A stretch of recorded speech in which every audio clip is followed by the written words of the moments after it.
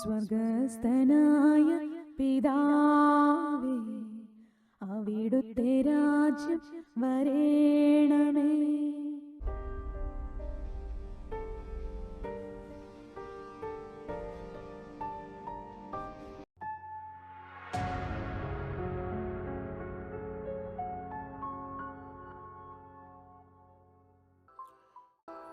അവൻ്റെ പ്രത്യക്ഷതയ്ക്ക് വേണ്ടിയും നാം ഒരുങ്ങുകയാണ്. അടുത്ത ഞായറാഴ്ച ഈ നവംബർ 24 തീയതി നമ്മൾ ക്രിസ്തുരാജൻ്റെ തിരുനാൾ എന്ന് പറയുമ്പോൾ അവൻ വാനമേഘങ്ങളിൽ എഴുന്നള്ളി വരുന്ന ദിവസത്തിൻ്റെ ഓർമ്മയാണ്. നമുക്ക് ആ ഒരു ഒരുക്കമല്ലേ, ഒരു മോക്ക് ഡ്രില്ല്. നമ്മൾ ജോലി സ്ഥലത്തൊക്കെ നമ്മൾ ചില കാര്യങ്ങൾക്ക് വേണ്ടി എമർജൻസി സംഭവിക്കുകയാണെങ്കിൽ അത് സംഭവിക്കുന്നതിന് മുമ്പേ ഒരുങ്ങിയിരിക്കും. മോക്ക് ഡ്രിൽ, ഫയർ ഡ്രിൽ എന്നൊക്കെ പറയാണ്. സഭ കഴിഞ്ഞ 1 വർഷമായിട്ട് നമ്മളെ ഒരുക്കാൻ ശ്രമിക്കുകയാണ്. നമ്മളിങ്ങനെ ഒരു ചടങ്ങ് പോലെ പലപ്പോഴും സാത്താൻ നമ്മളെ വഞ്ചിച്ചുകൊണ്ട് അത് കുഴപ്പമൊന്നുമില്ല, ഇങ്ങനെ എല്ലാ വർഷവും ഉള്ളതാ എന്ന് പറഞ്ഞുകൊണ്ട് പോകുമ്പോൾ ഇന്നലെയൊക്കെ നമ്മൾ ചിന്തിച്ച് കേട്ടതായിരുന്നു. എപ്പോഴാണ് അവൻ്റെ വരവെന്ന് ആർക്കും അറിയില്ല. അത് പുത്രന് പോലും അറിയില്ല, ദൂതന്മാർക്കും അറിയില്ല, സ്വർഗത്തിലെ പിതാവിനല്ലാതെ മറ്റാർക്കും അറിയില്ല. അതിനാൽ നിങ്ങൾ വളരെ ജാഗരൂകതയോടെ സദാസമയവും നിങ്ങൾ എപ്പോൾ വേണമെങ്കിലും സംഭവിക്കാം എന്നുള്ള ആ ധാരണയിൽ ഒരുങ്ങിയിരിക്കാനാണ് ഇന്ന് പരിശുദ്ധാത്മാവ് നമ്മളോട് പറയുന്നത്. യേശുവുമായുള്ള നമ്മുടെ, ദൈവവുമായുള്ള നമ്മുടെ ബന്ധം ശരിക്കും ഉള്ളിലേക്ക് നോക്കാൻ നമ്മൾ പറയും, കർത്താവേ എന്നൊക്കെ പറയും പ്രാർത്ഥന. പക്ഷേ നമുക്ക് ഉള്ളിൻ്റെ ഉള്ളിൽ സാത്താൻ ഇങ്ങനെ പറയും, അല്ലേ, ഔവായോട് നുണ പറഞ്ഞു, ആ പഴം തിന്നരുതെന്ന് പറഞ്ഞത് അത് തിന്നാൽ നിങ്ങൾ ദൈവത്തെ പോലെ ആകും. അത് ദൈവത്തിന് ഇഷ്ടമല്ലതുകൊണ്ടാണ്. എനിക്ക് ചില കാര്യങ്ങൾ ദൈവം തരാഞ്ഞത് എന്നോട് ദൈവത്തിന് ഇഷ്ടമില്ലാത്തതുകൊണ്ടാണ്. അല്ലെ, ദൈവം എൻ്റെ ചില പാപങ്ങളും എൻ്റെ കുറ്റങ്ങളും എൻ്റെ പിതാക്കന്മാരുടെയോ എൻ്റെ കുടുംബാംഗങ്ങൾ, എൻ്റെ ജീവിത പങ്കാളിയുടെയോ എൻ്റെ മക്കളുടെയോ എന്തെങ്കിലുമൊക്കെ കുറവ് കൊണ്ട് എനിക്ക് ദൈവം തരാതെ മാറ്റിവെച്ചിരിക്കുകയാണ്. നമ്മുടെ ഉള്ളിൽ സാത്താൻ ചിന്ത നമ്മൾ അവിടുത്തെ നിന്നും ദൂരെയാണ്. ഈശോ ഭൂമിയിൽ നമുക്ക് വേണ്ടി ഒന്നും മറച്ചു വയ്ക്കാതെ ജീവൻ തന്നു. പരിശുദ്ധനായവന് ഈ ഭൂമിയിൽ മനുഷ്യരൂപത്തിൽ വന്നപ്പോൾ നഗ്നനാക്കപ്പെട്ടു. നമുക്ക് വേണ്ടിയാണ് ആ സ്നേഹം. അതായത് എന്തു നിന്ദനവും നമുക്ക് വേണ്ടി സഹിക്കാനായിട്ട് അവൻ തയ്യാറായി. നമുക്ക് നിത്യജീവൻ തരാൻ വേണ്ടി സാത്താൻ എന്തെല്ലാം കെണികൾ നമ്മുടെ മേൽ ഒരുക്കിയോ അതിൽ നിന്നൊക്കെ നമ്മളോട് ഒരു കാര്യവും ചോദിച്ചു പോലില്ല. നീ എന്താ കുഞ്ഞെ അങ്ങനെ ചെയ്തതെന്ന് ചോദിച്ചു പോലില്ല.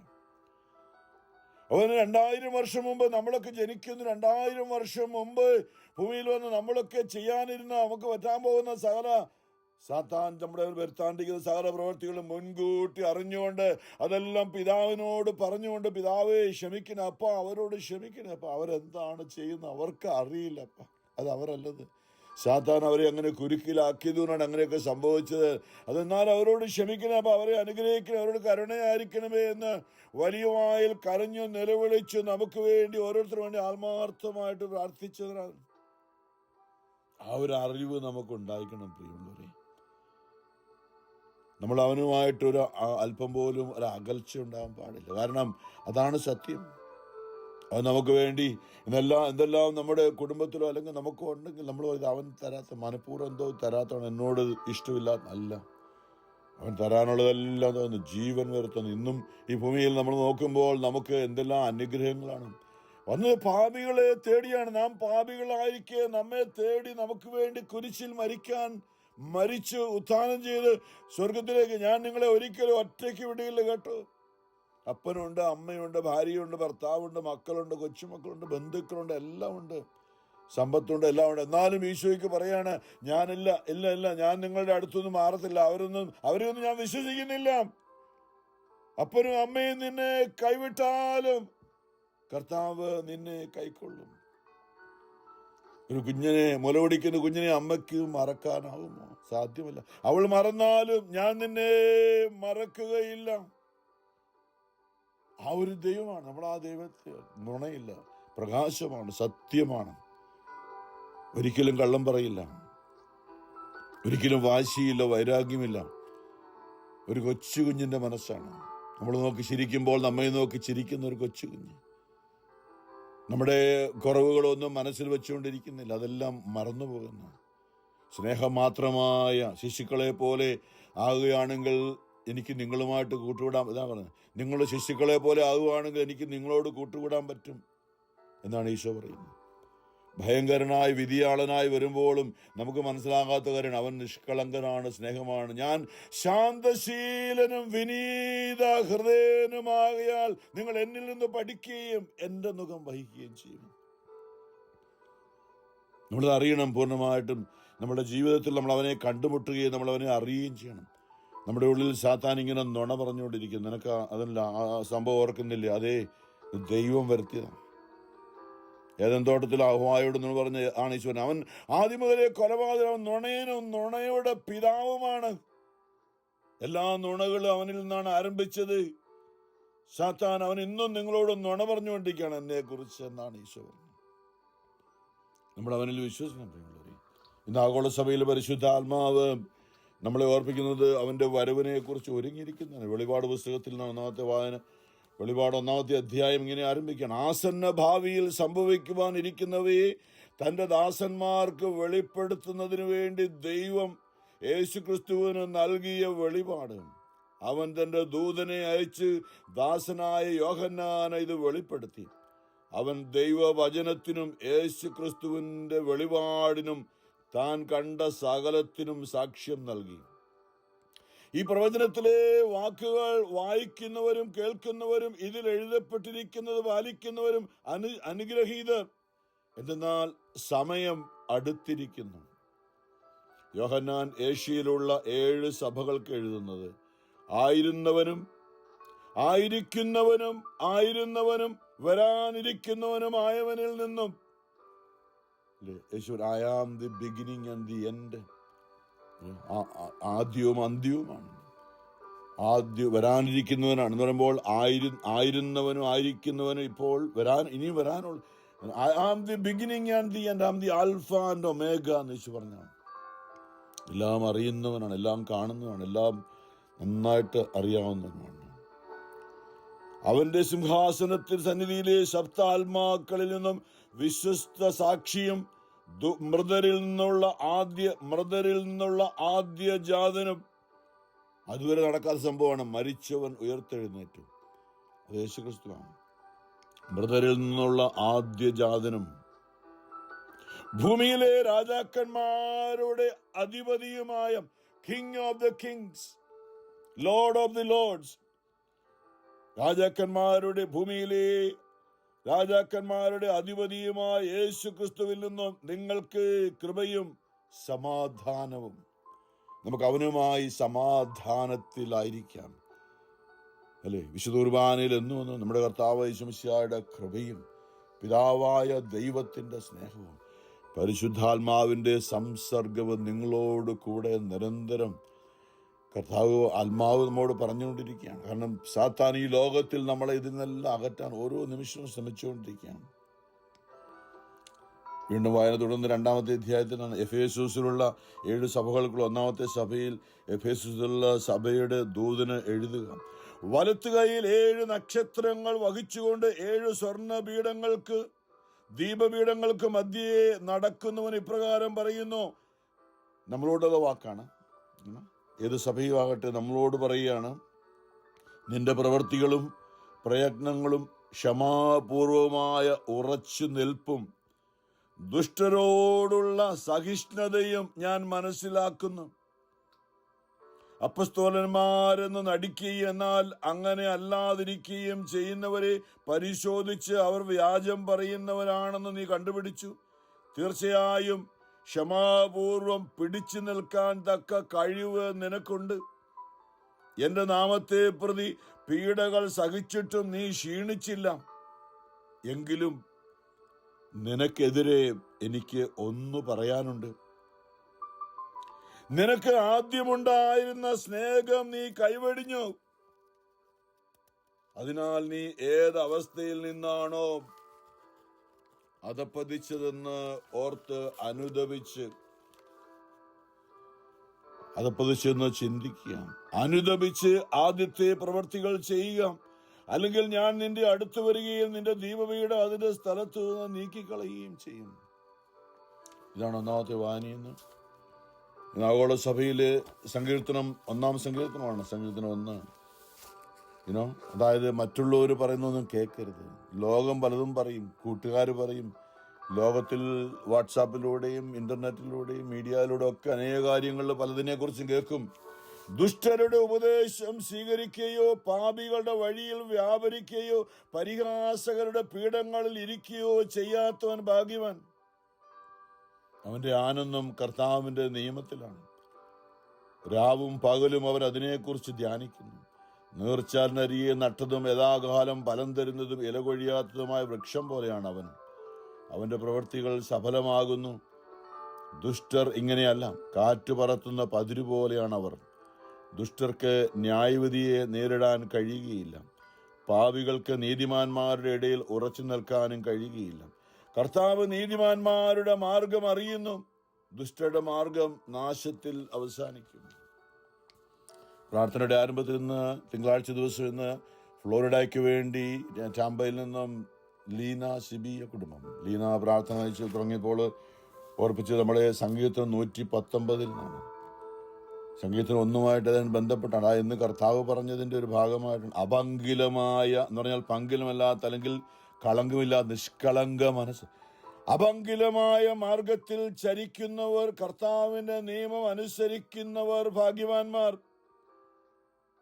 അവിടുത്തെ കൽപ്പനകൾ പാലിക്കുന്നവർ, പൂർണ്ണ ഹൃദയത്തോടെ അവിടുത്തെ തേടുന്നവർ ഭാഗ്യവാന്മാർ. അവർ തെറ്റു ചെയ്യുന്നില്ല, അവർ അവിടുത്തെ മാർഗത്തിൽ ചരിക്കുന്നു. അങ്ങയുടെ പ്രമാണങ്ങൾ ശ്രദ്ധാപൂർവം പാലിക്കണമെന്ന് അങ്ങ് കൽപ്പിച്ചിരിക്കുന്നു. അങ്ങയുടെ ചട്ടങ്ങൾ പാലിക്കുന്നതിൽ ഞാൻ സ്ഥിരതയുള്ളവൻ ആയിരുന്നെങ്കിൽ. ഞാൻ നമ്മളിന്ന് കേട്ടത് ഈനായിൽ നിന്നും. ഇന്നത്തെ സുവിശേഷം ലൂക്കായുടെ സുവിശേഷം 18-ാമത്തെ അധ്യായം 35 തൊട്ട് അന്ധന് കാഴ്ച നൽകുന്നു. നമ്മൾ പലയിടത്തും അന്ധനായ ബാർത്തമേസിനെ കുറിച്ച് മത്തായിയിലും മർക്കോസിലൊക്കെ ഉണ്ട്. ഇവിടെ ഇന്നത്തെ വായനയിലാണ് ലൂക്കാ സുവിശേഷം 18-ാമത്തെ അധ്യായം 35 തൊട്ട്. അവൻ ജെറീക്കോയെ സമീപിച്ചപ്പോൾ ഒരു കുരുടൻ വഴിയരികിൽ ഇരുന്ന് ഭിക്ഷ യാചിക്കുന്നുണ്ടായിരുന്നു. ജനക്കൂട്ടം കടന്നു പോകുന്ന ശബ്ദം കേട്ട് എന്താണ് സംഭവിക്കുന്നതെന്ന് അവൻ അന്വേഷിച്ചു. നസറായനായ യേശു കടന്നു പോകുന്നുവെന്ന് അവർ പറഞ്ഞു. അപ്പോൾ അവൻ വിളിച്ചു പറഞ്ഞു, ദാവീദിന്റെ പുത്രനായ യേശുവേ, എന്നിൽ കനിയണമേ. മുമ്പേ പോയിക്കൊണ്ടിരുന്നവർ നിശബ്ദനായിരിക്കാൻ പറഞ്ഞ് അവനെ ശകാരിച്ചു.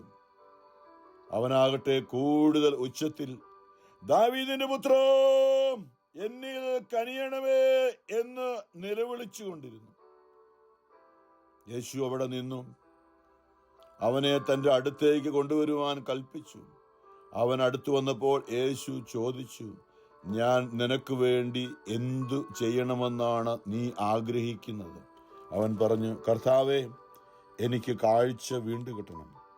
യേശു പറഞ്ഞു, നിനക്ക് കാഴ്ചയുണ്ടാകട്ടെ, നിന്റെ വിശ്വാസം നിന്നെ രക്ഷിച്ചിരിക്കുന്നു. തൽക്ഷണം അവന് കാഴ്ച ലഭിച്ചു. അവൻ ദൈവത്തെ മഹത്വപ്പെടുത്തിക്കൊണ്ട് യേശുവിന്റെ പിന്നാലെ പോയി.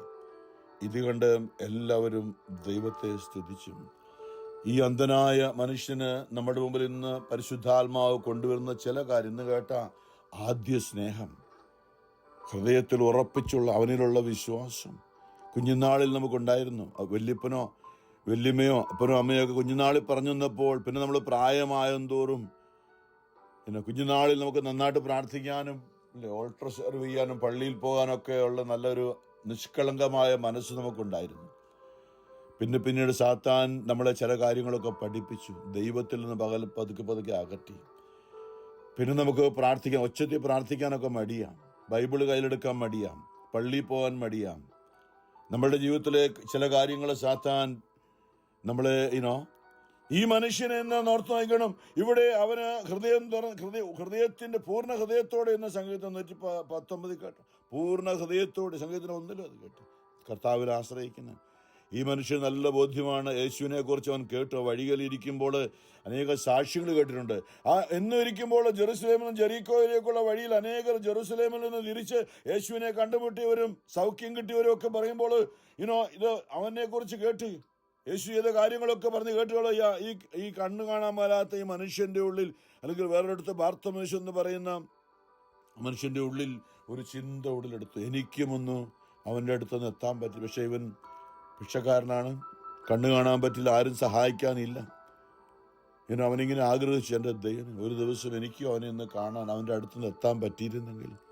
ഹൃദയങ്ങളെ അറിയുന്ന ദൈവം ഓർത്തണം, ഹൃദയങ്ങളെ അറിയുന്ന ദൈവം അന്ന് ആ വഴി കടന്നു പോവുകയാണ്. ആരോ പറഞ്ഞതാ യേശു ഇതിലെ ഇന്ന് വരുന്നുണ്ട്. പ്രിയമുള്ളവരെ, ഒന്ന് ഓർത്ത് നോക്കി, അവൻ്റെ ഉള്ളിലെ ആ ചിന്ത, ആകാംക്ഷ. നമുക്ക് ആ ഒരു ചിന്ത നമ്മൾ പള്ളിയിലേക്ക് പോകുമ്പോൾ, വിശുദ്ധ കുർബാനയ്ക്ക് പോകുമ്പോൾ ആ ഒരു ആകാംക്ഷ പണ്ടൊക്കെ ഉണ്ടായി, ഇപ്പോ ഒന്നുമില്ല. നിന്റെ ആദ്യ സ്നേഹം എവിടെ? നമ്മുടെ അവനിലുള്ള ഉറപ്പ്, അവനുള്ള ബോധ്യം. സാത്താൻ പലതും മാറ്റിക്കളയും, നമ്മളത് തിരിച്ചു പിടിക്കണം. അവൻ എന്നെ കാത്തിരിക്കുകയാണ് ബലിവേദിയിൽ. അപ്പത്തിന്റെ രൂപത്തിൽ എനിക്ക് കാണാൻ പറ്റുള്ളൂ, അവനെന്നെ കാണാം. അവന്റെ ആ മഹത്തായ ഉത്ഥാനം ചെയ്ത താബോർ മലയിൽ രൂപാന്തരപ്പെട്ട ആ മഹത്തായ സാത്താനെ പരാജയപ്പെടുത്തി അതിഭയങ്കരമായ പ്രകാശമായ ആ രൂപത്തിലാണ് അവരോട് എഴുന്നള്ളി വരുന്നത്. താബോർ മലയിൽ അവൻ വന്നപ്പോൾ പറഞ്ഞ്, എൻ്റെ മക്കളെ, ഈജിപ്തിൽ നിന്ന് പുറത്തു വന്ന ആ 400 പരം വർഷങ്ങൾ ഈജിപ്തിന്റെ അടിമത്തിൽ കിടന്ന എൻ്റെ മക്കളെ എനിക്കൊന്ന് കാണണമെന്ന് മോശയോട് പറഞ്ഞു. ഞാൻ സീനായ് മലയുടെ മുകളിലേക്ക് വരും. പക്ഷെ അവരാരും മലയുടെ അടുത്ത് പോലും വരുന്നത്, കാരണം അവർ അശുദ്ധരാണ്. ആ ദൈവമാണ് ഇന്ന് തന്റെ ജീവൻ അർപ്പിച്ചുകൊണ്ട് നമുക്ക് കടന്നു ചെല്ലാൻ പറ്റുന്ന രീതിയിൽ ബലിവേദിയിലേക്ക് വന്ന് അണയുമ്പോൾ തൊട്ടടുത്ത് എന്ന് അവനെ സ്പർശിക്കാൻ, അവനെ സ്വീകരിക്കാൻ. യോഹന്നാൻ പറഞ്ഞത് ഇങ്ങനെയാണ്, കാതുകൊണ്ട് അല്ലെങ്കിൽ പണ്ട് ചെവി കൊണ്ട് കേട്ടിരുന്നതും, പിന്നെ കണ്ണുകൊണ്ട് കണ്ടതും, കണ്ണുകൊണ്ട് കണ്ടതും, സൂക്ഷിച്ച് വീക്ഷിച്ചതും, സ്പർശിച്ചറിഞ്ഞതുമായ ജീവന്റെ വചനത്തെ കുറിച്ച് ഞങ്ങൾ നിങ്ങളെ അറിയിക്കുന്നു. പണ്ട് സീനായ് മലയുടെ മുകളിൽ വന്നപ്പോൾ അടുത്തു വരരുത് എന്ന് പറഞ്ഞ ഭയങ്കരമായ ഇടിമുഴക്കത്തോടും ശക്തിയോട് വന്നവൻ ഇന്നിതാ നമ്മുടെ അടുത്തേക്ക്, നമ്മുടെ ഉള്ളിൽ, നമ്മുടെ ആത്മാവിൽ വന്ന് വസിക്കാൻ, നമ്മളുടെ കുറവുകളെ എടുത്തു മാറി നമ്മളുമായി ഒന്നായിട്ട് നമ്മുടെ ദൈവം ഇതാ നമ്മോടുകൂടെ ഈ അൾത്താരയിൽ, ഈ ബലിവേദിയിൽ. അവനെ സ്വീകരിക്കുവാനായുള്ള യോഗ്യത അവൻ തന്നെ നമുക്ക് നേടിത്തന്നു. അശുദ്ധിയും പാപങ്ങളെല്ലാം എടുത്തു മാറ്റാൻ അവൻ നമുക്ക് വേണ്ടി ബലിയായി തീർന്ന് പരിഹാരം ചെയ്തെന്ന് ഉത്ഥാനം ചെയ്ത് കുദാശയായി നമ്മുടെ ഇടയിൽ ജീവിക്കുന്നവനാണ്. അവനൊരു വ്യക്തിയാണ്. നമുക്ക് കണ്ണുകൊണ്ട് കാണാൻ പറ്റില്ല, നമ്മുടെ ആത്മാവിൻ്റെ കണ്ണ് തുറന്നൊക്കെ കാണാൻ പറ്റും. വിശുദ്ധ പാതിരപ്പിയൊക്കെ കണ്ടിരുന്നത് അല്ലേ? അരമണിക്കൂറിന് പകരം 2.5 മണിക്കൂറൊക്കെ എടുത്തൊരു കുർബാന തീരാൻ. കാരണം അതെല്ലാം കർത്താവിൻ്റെ യേശുവിനെ അതേ രൂപത്തിൽ അവിടെ കണ്ടിരുന്നു. ബലിവേദിയിൽ അവിടെ കരഞ്ഞുകൊണ്ട് നിൽക്കുകയായിരുന്നു. അതിനുള്ളവരെ നമ്മുടെ ഇന്ന് അന്ധരാണ് ഈ മനുഷ്യനെ പോലെ. പക്ഷെ നമ്മുടെ ഹൃദയത്തിൽ നല്ലൊരു സ്നേഹം, ബോധ്യം, അവൻ എനിക്ക് വേണ്ടി കാൽവരി കുരിശിൽ മരിച്ചതാണ് തിരുവചനം നമ്മളെ ഓർപ്പിക്കുന്ന വചനം ഓർക്കണം. അതെ, അവൻ എനിക്ക് എതിരായിട്ടൊന്നും ചെയ്തിട്ടില്ല, അവൻ എന്നെ സ്നേഹിക്കുക മാത്രമേ ഉള്ളൂ. ഹൃദയത്തിന്റെ ഉള്ളിലൊന്നും കണ്ണോട് കാണാമെന്നും എൻ്റെ കർത്താവേ, എൻ്റെ ദൈവമേ, എൻ്റെ ഈശോയേ. ഇത് പറയും, ഇവർക്ക് വരെ പണിയൊന്നുമില്ല, ഇത്ര ഒച്ചയിടുന്ന എന്തിനാ, ഇത്ര ഉറക്കെ സ്തുതിക്കുന്ന എന്തിനാ? ഒന്നും മിണ്ടാതെ പതുക്കെ വെച്ച് ആരെയും ശല്യപ്പെടുത്താതെ പ്രാർത്ഥിച്ചാൽ പറയും. നമ്മളൊരു കാര്യം, പൂർണ്ണ ഹൃദയത്തോടും പൂർണ്ണ മനസ്സോടും പൂർണ്ണ ആത്മാവോടും പൂർണ്ണ ശക്തിയോടും കൂടെ അത് നമ്മളിത് മനസ്സിലാക്കുന്നത് ശിശുക്കളെ പോലെ ആകാന്ന് ഞാൻ പറഞ്ഞില്ലേ. ഒരു കുഞ്ഞ് ജനിച്ചു വീഴുമ്പോഴുള്ള കാർച്ച കേട്ടിട്ടുണ്ടല്ലേ? അതൊന്നും ആരും കേൾക്കണ്ട, ഡോക്ടർമാരും നേഴ്സുമാരും കേൾക്കണ്ടല്ലോ. എൻ്റെ അമ്മ ഒന്നും വിഷമിക്കേണ്ടെന്ന് പറയുമ്പോൾ പതുക്കെ കരയണമല്ല, വാകീറിക്കര ഉള്ള ശ്വാസം മുഴുവനും ശ്വാസം എടുത്തുകൊണ്ട് ജീവൻ തുടിക്കാനുള്ള ശ്വാസം എടുക്കുന്നൊരു പ്രക്രിയയുടെ ഭാഗമായിട്ട് വലിയ കായൽ എന്തുമാത്രം ഒച്ചയുണ്ടോ, തൊണ്ട കീറി. ഇത് തന്നെയാണ് നമ്മൾ ദൈവത്തിൻ്റെ അടുത്ത് വരുമ്പോൾ നമ്മൾ നിത്യജീവിതത്തിലേക്ക് പ്രവേശിക്കും. നമ്മുടെ ഹൃദയവും മനസ്സും എല്ലാം അർപ്പിച്ചുകൊണ്ട് എൻ്റെ ഈശോയേ, നമ്മുടെ പൂർണ്ണ ഹൃദയത്തോടും പൂർണ്ണ മനസ്സോടും പൂർണ്ണ ആത്മാവോടും പൂർണ്ണ ശക്തിയോടും കൂടെ ഒന്നും മറച്ചു വെക്കാതെ അവൻ്റെ മുമ്പ് നിൽക്കുമ്പോൾ അനേകർക്ക് അത് അസ്വസ്ഥതയാണ്. പണിയൊന്നുമില്ല. ഒരു ഇന്ന് ഇവരും പറഞ്ഞു, അവൻ ഉറക്കെ വിളിച്ച്, ദാവീദിന്റെ പുത്രനായ യേശുവേ എന്നിൽ കനിയണമേ. അവൻ ഉറക്കെ വിളിച്ചു, നിലവിളിച്ചു. എന്ന് മുമ്പേ പോയിക്കൊണ്ടിരുന്നവർ നിശബ്ദരായിരിക്കാൻ പറഞ്ഞ് അവനെ ശകാരിച്ചു. ഇന്നും അങ്ങനെയാണ് ലോകത്തിൽ കേട്ടോ. നമ്മളെ മറ്റുള്ളവരെ ഉപദ്രവിക്കണമെന്നല്ല ഞാനീ പറഞ്ഞത്. അതുകൊണ്ട് നമുക്ക് ഉപദ്രവമില്ലാത്ത രീതിയിലൊക്കെ ഞാൻ ഇടയ്ക്ക് ഒരാൾ വിളിച്ചപ്പോൾ ഞാൻ പറഞ്ഞു, സമയം കിട്ടുമ്പോഴൊക്കെ ഒന്ന് ഹൃദയം തുറന്നുകൊണ്ട് ദൈവത്തെ സ്തുതിക്കണം. എൻ്റെ ദൈവം എനിക്ക് നല്ലവനാണ്, ദോഷമായിട്ട് ഒന്നും ചെയ്തിട്ടില്ല. അത് നമുക്ക് പലപ്പോഴും ഞാൻ പറയും, നമ്മൾ വണ്ടിക്കകത്തൊക്കെ വേണമെങ്കിൽ എവിടെയും വണ്ടി ഓടിക്കുമ്പോഴല്ല എവിടെയും കയറിയുന്നുണ്ട് ക്ലാസ്സൊക്കെ താമസിച്ചു നമ്മൾ കരങ്ങൾ ഉയർത്തി എൻ്റെ അപ്പാ എന്ന് ഹൃദയം തുറന്നെന്ന് വിളിച്ച് നമ്മുടെ ഉള്ളതൊന്ന് പുറത്തു വരട്ടെ. സാത്താൻ ഉള്ളി വെച്ചിരിക്കുന്നതൊക്കെ എന്തെല്ലാം വിഷമമുണ്ടോ അതെല്ലാം പറഞ്ഞ് നമ്മൾ ദൈവത്തെ സ്തുതിക്കണം. ഇസ്രായേലിന്റെ പരിശുദ്ധൻ അവരുടെ സ്തുതിയുടെ സിംഹാസനത്തിൽ ഉപവിഷ്ടനായിരിക്കുന്നവനാണ്. ഹൃദയം തുറന്നുകൊണ്ട് എൻ്റെ ദൈവമേ, എൻ്റെ കർത്താവേ, എൻ്റെ ഈശോയെ എന്ന് വിളിക്കുമ്പോൾ അവിടേക്ക് ഇറങ്ങി വരുന്ന ദൈവമാണ്. അവിടെയാണ് ദൈവത്തിന്റെ സിംഹാസനമാണ് നമ്മുടെ സ്തുതിപ്പ്, നമ്മുടെ ആത്മാവിൽ വസിക്കാം. ഇവിടെ ഈ മനുഷ്യൻ യേശു അവിടെ നിന്നു.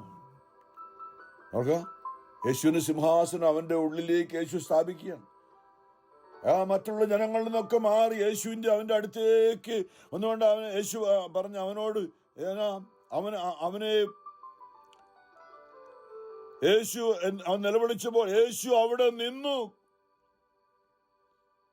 നമ്മളുടെ നിലവിളി കേട്ട് യേശു നിൽക്കണം. നമ്മളിന്ന് ഈ പുസ്തകത്തിലൊക്കെ വായിച്ചിരിക്കുമ്പോൾ നമ്മൾ ഹൃദയത്തിൽ നിന്നുമല്ല അല്ലേ, ഹൃദയത്തിൽ നിന്നാണ്, ഹൃദയത്തിന്റെ നിറവിൽ നിന്നല്ലേ വചനമുണ്ട്. യേശു തന്നെ പറഞ്ഞാണ് ലൂക്ക 6:45 മത്തായി 12:34 യേശു പറഞ്ഞുകൊണ്ട് ഹൃദയത്തിന്റെ നിറവിൽ നിന്നാണ് അധരം സംസാരിക്കുന്നത്. ദൈവം ഹൃദയത്തിന്റെ നിറവിൽ നിന്നുള്ള സംസാരമാണ് നമ്മൾ ദൈവം കേൾക്കുന്നത്. ഈ ജനം ആദരം കൊണ്ട് മാത്രം എന്നെ സ്തുതിക്കുന്ന അവരുടെ ഹൃദയമോ എന്നിൽ നിന്ന് വളരെ അകലെയാണെന്നാണ് ഏശയ്യായിലൂടെ അവിടുന്ന് പറഞ്ഞത്. പൂർണ്ണമായി സ്നേഹിച്ചുകൊണ്ട് നിന്റെ ആദ്യ സ്നേഹം എവിടെ? അവനെ വിശ്വസിച്ചുകൊണ്ട് സ്നേഹിച്ചുകൊണ്ട് നമ്മൾ അവനെ ഹൃദയം തുറന്ന് വിളിക്കണം. വല്ലപ്പോഴൊക്കെ നമുക്ക് ആവശ്യമാണ് പറയുന്നത്. പിന്നെ വേറൊരു കാര്യം കൂടെ, യേശു തന്റെ അടുത്തേക്ക് വരാൻ കൽപ്പിച്ചു. അവൻ അടുത്തു വന്നപ്പോൾ കണ്ണു കാണാൻ പോലത്രേ ഒച്ച കടുത്ത് അവനെ ഒറ്റ ചാട്ടം ചാടി കുതിച്ചാടി യേശുവിന്റെ മുമ്പിൽ വന്നു എന്നാണ് മറ്റൊരിടത്തൊക്കെ പറയാം. അടുത്തു വന്നപ്പോൾ യേശു ചോദിച്ചു, ഞാൻ നിനക്ക് വേണ്ടി എന്ത് ചെയ്യണമെന്നാണ് നീ ആഗ്രഹിക്കുന്നത്? ഈ ചോദ്യം നമുക്കുണ്ടായിരിക്കണം. യേശു എനിക്ക് വേണ്ടി നീ എന്താണ് ചെയ്തു തരേണ്ടതെന്ന് പറയാനുള്ളൊരു ചങ്കൂറ്റം, ധൈര്യം, അത് ചുമ്മാതല്ല. ഹൃദയം വാ തുറന്ന് പറയണം. ഈ യേശുവിനെ കാണാൻ പറ്റും നമുക്കല്ലേ. നമ്മുടെ ജീവിതത്തിൽ നിങ്ങളുടെ ആവശ്യങ്ങളെല്ലാം സ്വർഗസ്വനായ നിങ്ങളുടെ പിതാവ് അറിയുന്നു എന്ന് പറഞ്ഞ ഈശോ പിന്നെന്തിനാണ് ഈ ചോദിക്കുന്നത്? നിങ്ങൾക്ക് തന്നാ പോരെ?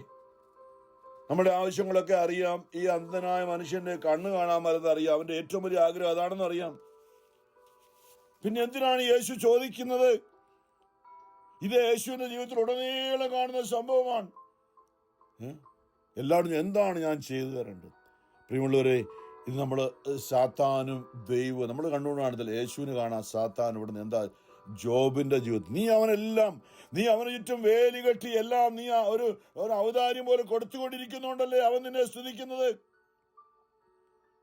ഈശോ ഇത് കണ്ടുകൊണ്ടാണ് ഈ പിശാച് പറയും, അങ്ങേപ്പുറത്ത് അവൻ എന്റേതാണ് എന്ന് പറയുമ്പോൾ നമ്മുടെ അതിരങ്ങളിൽ നമ്മൾ മാമോദിസ സ്വീകരിക്കാൻ നേരത്തെ തലതൊട്ടമ്മേ നമ്മോട് ഞാൻ സാത്താനെ അവന്റെ എല്ലാം വെറുത്തുപേക്ഷിക്കുന്നു, യേശു ക്രിസ്തുവിനെ നീ സ്വീകരിക്കുന്നു എന്ന് നമുക്ക് പറയാൻ പറ്റാൻ നമ്മുടെ കൊച്ചു കുഞ്ഞായിരുന്നപ്പോൾ നമുക്ക് വേണ്ടി അപ്പനോ അമ്മയോ തലതൊട്ടമ്മനെ ഏറ്റു പറഞ്ഞു. ഇതെന്തിനു വേണ്ടിയാണെന്നറിയോ? സാത്താനോടുള്ള പറച്ചിലാണ്. നമ്മുടെ ഹൃദയം തുറന്നുള്ള പറച്ചിൽ സാത്താനെതിരെ വേറൊന്നല്ല, ഒച്ച വെപ്പിക്കുന്നതിനല്ല. നമ്മുടെ ഹൃദയത്തിൽ നിന്നും സാത്താൻ കേൾക്കണം ഞാൻ യേശുവിൻ്റെതാണെന്ന്. കാരണം എന്താ? സാത്താൻ വാദിച്ചുകൊണ്ടിരിക്കുകയാണ് അവൻ എന്റേതാണ്. മോശയുടെ ശരീരത്തെ ചൊല്ലിയും ജോഷുവയുടെ മുഷിഞ്ഞ വസ്ത്രത്തെ ചൊല്ലിയൊക്കെ സാത്താൻ വാദിച്ചു എന്ന് പറയുന്നില്ലേ? നമുക്ക് വേണ്ടി സാത്താൻ വാദിച്ചുകൊണ്ടിരിക്കുകയാണ്. അവര് പണ്ട് എൻ്റെ കൂടെ നടന്നവരാണ്, ഞാൻ എന്തെല്ലാം കാര്യങ്ങളാണ് അവർ എനിക്ക് വേണ്ടി ചെയ്തതെന്ന് സാത്താൻ പറഞ്ഞുകൊണ്ടിരിക്കുകയാണ്. അപ്പൊ നമ്മുടെ ഉള്ളിൽ നിന്നല്ല ഞാൻ യേശുവിൻ്റെതാണ്, എൻ്റെ കർത്താവ് യേശു എനിക്ക് വേണ്ടി കാൽവരി കുരിശിൽ റോമർ 10 പറഞ്ഞില്ലേ, യേശു കർത്താവാണെന്ന് ആദരം കൊണ്ട് ഏറ്റുപറയുകയും പിതാവായ ദൈവനെ മരിച്ചവൻ ഉയർപ്പിച്ചെന്ന് ഹൃദയത്തിൽ വിശ്വസിക്കുകയും ചെയ്താൽ നീ രക്ഷ പ്രാപിക്കും. എന്ത് രക്ഷയാ? സാത്താനിൽ നിന്ന് രക്ഷ പ്രാപിക്കും. നരകം കിട്ടാതെ നമുക്ക് സ്വർഗത്തിൽ. കാരണം ഈ സാത്താൻ നോക്കിക്കൊണ്ടിരിക്കുകയാണ്. യേശു അതുകൊണ്ടാണ് ചോദിച്ചത്. യേശു ചോദിച്ചു, ഞാൻ നിനക്ക് കാഴ്ച തരാമെന്ന് പറഞ്ഞില്ല, എന്താണ് ഞാൻ നിനക്ക് വേണ്ടി ചെയ്തു തരേണ്ടത്? അവൻ പറഞ്ഞു, സാത്താൻ കേട്ടുകൊണ്ടിരിക്കുകയാണ്, കർത്താവേ എനിക്ക് കാഴ്ച ലഭിക്കണം, കാഴ്ച വേണം. അവൻ യേശുവിന് പകരം ജീവിതം അടിയറ വെക്കുകയാണ്. പിന്നെ സാത്താനോട് വാദിക്കാനൊന്നുമില്ല. ദൈവനീതിമാൻ എഴുതാ, നന്മയും തിന്മയും ഞാൻ നിങ്ങളുടെ മുമ്പിൽ വെച്ചിരിക്കുന്നു. നിയമാവർത്തനം 30:15 പറയുന്നുണ്ട്. പ്രഭാഷകൻ 15 പറയുന്നു, നന്മയും തിന്മയും ഞാൻ നിങ്ങളുടെ മുമ്പിൽ, ഇഷ്ടമുള്ളത് നിങ്ങൾ തിരഞ്ഞെടുക്കണം. അപ്പൊ യേശു ചോദിക്കും, ഞാനെന്താ? നമ്മൾ തിരഞ്ഞെടുക്കണം. സാത്താൻ മുമ്പിൽ പറയണം, എനിക്ക് യേശുവിനെ വേണം. കഴിഞ്ഞ കാലങ്ങൾ ഞാൻ സാത്താൻ്റെതായി ജീവിച്ചു അടിമത്തില്. ഇനി ഞാൻ അങ്ങനെയല്ല, ഞാൻ യേശുവിൻ്റെതാണ്. അവൻ എന്നെ വീണ്ടെടുത്തു, ഞാൻ യേശു ക്രിസ്തുവിന്റെ സ്വന്തമാണെന്ന്. ഇത് നമ്മുടെ വായിൽ നിന്നും സാത്താൻ കേൾക്കണം. ഇത് ദൈവനീതിയുടെ മുമ്പിൽ അങ്ങനെയാണ് പ്രിയമുള്ളവരെ. അതുകൊണ്ടാണ് ഈശോ ചോദിച്ചത്, കണ്ണ് കാണാൻ വരാത്തവന് കാഴ്ച ലഭിക്കണം എന്ന് പറയും. നമ്മളോടും ഇത് തന്നെ. അതാണ് ഞാൻ പറഞ്ഞത്, ഹൃദയം തുറന്ന് ഹൃദയത്തിന്റെ ഉള്ളിൽ നിന്ന്, നിറവിൽ നിന്ന് നമ്മൾ നല്ല ബോധ്യത്തോടെയാണ്, അല്ലേ? ചുമ്മാ നമുക്ക് നല്ല ബോധ്യത്തിൽ പറയുമ്പോൾ നമുക്ക് ശബ്ദമല്ലേ, ഈ ഇംഗിലാ വിളിക്കുന്നവർക്ക് ഇപ്പൊ ഇന്ന് നടക്കുന്നത്, എപ്പോൾ നോക്കിയാൽ നാട്ടിലൂടെ പ്രക്ഷോഭണം ബഹളമൊക്കെ അല്ലേ, അവരുടെ അലറിക്കും ഇംഗ്ലാവ് ചിന്ത രാഷ്ട്രീയ പാർട്ടിയുടെ ഒക്കെ എന്താ, അവരുടെ ഉള്ളിലുള്ള ഉറപ്പ് വിളിച്ചു പറയാണ്. മറ്റുള്ള പാർട്ടിക്കാർ കേൾക്കണം, ഞാൻ ഇന്ന പാർട്ടിയിലാണെന്ന്.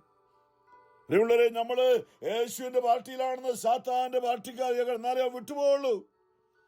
ഹൃദയത്തിന്റെ നിറവിൽ നിന്ന് അതരം, നിന്റെ ആദ്യ സ്നേഹം എവിടെ? ഓ ദിവ്യകാരുണ്യമേ, ഞങ്ങൾക്ക് വേണ്ടി ഭൂമിയിൽ ഇത്ര ചെറുതായി ഇന്നും ഞങ്ങളോടൊപ്പം ആയിരിക്കുന്ന, ഞങ്ങളെ സ്നേഹിക്കുന്ന, ഞങ്ങൾക്ക് നന്മ മാത്രം ചെയ്ത പരിശുദ്ധ പരമാ ദിവ്യകാരുണ്യനാഥനായ ഈശോ, വാനമേഘങ്ങൾ വീണ്ടും എഴുന്നള്ളി വരുവാൻ, ഞങ്ങളെ ചേർത്ത് നിർത്താൻ, ഞങ്ങളുടെ പ്രിയപ്പെട്ടവരെ, ഞങ്ങളുടെ മരിച്ചുപോയവരെല്ലാം ചേർത്ത് ഒരുമിച്ച് നിത്യത്തിൽ അവിടത്തോടൊപ്പം ആനന്ദിക്കുവാൻ, ഞങ്ങളെ കൂട്ടിക്കൊണ്ടുപോകാൻ, എല്ലാം മരിച്ചുപോയവരെ ഉയർത്തെഴുന്നേറ്റ് ഒരുമിച്ച് ഞങ്ങളുടെ ദൈവസന്നിധിയിലേക്ക് എത്താൻ, ഞങ്ങളെ കൂട്ടിക്കൊണ്ടുപോകാൻ എബ്രായർ 9:28 പറഞ്ഞ കർത്താവ്, വാനമേഘങ്ങൾ എഴുന്നള്ളി വരാൻ ഇന്ന് ഭൂമിയിൽ വിശുദ്ധ കുർബാനയായി ഞങ്ങളുടെ കണ്ണുകൊണ്ട് അപ്പത്തിന്റെ രൂപത്തിൽ കാണപ്പെടുന്ന പരിശുദ്ധ പരമാ ദിവ്യകാരുണ്യനാഥനായ ഈശോയ്ക്ക് എന്നേരവും ആരാധനയും സ്തുതിയും പുകഴ്ചയും ഉണ്ടായിരിക്കട്ടെ.